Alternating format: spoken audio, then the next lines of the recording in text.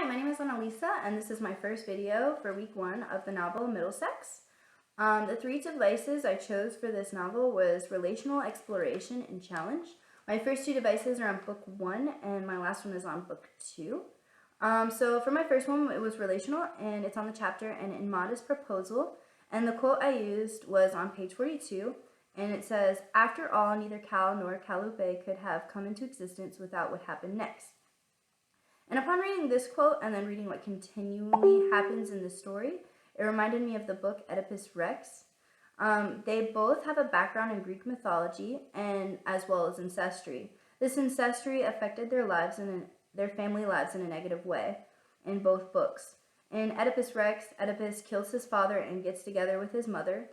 Oedipus Rex's repercussions were way worse, but there were still consequences in Middlesex.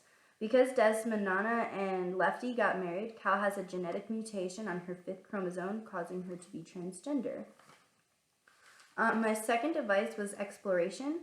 The chapter I used was The Silver Spoon, and the quote I used was on page 3, and the quote goes, "Like Teresa was first one thing and then another."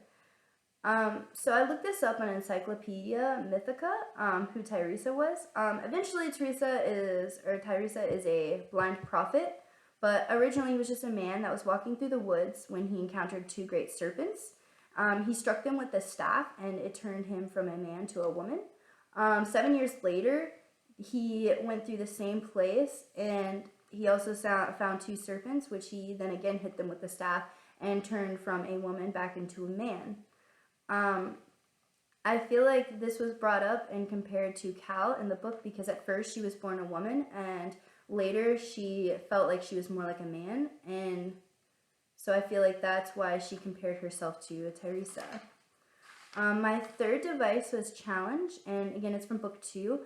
I used the chapter Henry's Ford, English Language, The Melting Pot. I'm going to use 2 quotes in this one. The first one is on page 82. And it says, "After carrying her silkworms all the way from Birathons, Desdemona had been forced to dump them out at Ellis Island." And the second one is, "As part of the makeover, the YWCA ladies had cut off Desdemona's immigrant braids."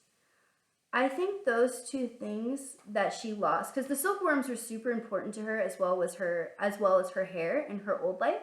And I think this transition she has to find a new job and another way to make money, as well as her hairstyle is different, is a symbol for the new life she's beginning in America with her husband, who's also her brother. So she's also trying to forget the relationship, the previous relationship between them, being brother and sister, and changing her old life into something new and starting somewhere with a new beginning. And I think that's why both of these things were mentioned in the beginning of the first book, or second book. Anyways, so that is all I have. Thank you for listening.